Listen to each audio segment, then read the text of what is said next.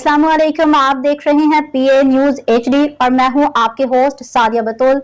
शामिल करते हैं आज की अहम खबरों के सिलसिले को जारी रखते हुए रुक करेंगे सियालकोट का। नुमाइंदे मोहम्मद शहबाज मेहर की रिपोर्ट के मुताबिक सियालकोट की अस्करी कॉलोनी में गया लीकेज की वजह से घर में आग लग गई।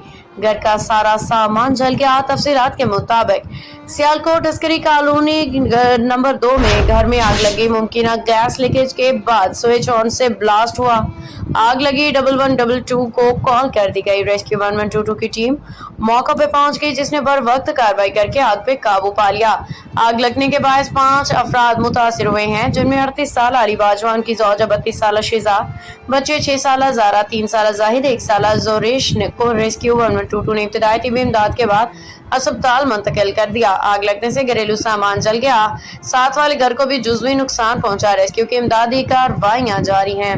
न्यूज स्टूडियो से अब तक के लिए इतना ही। मजीद खबरों और अपडेट्स के लिए देखते रहिए PA न्यूज HD।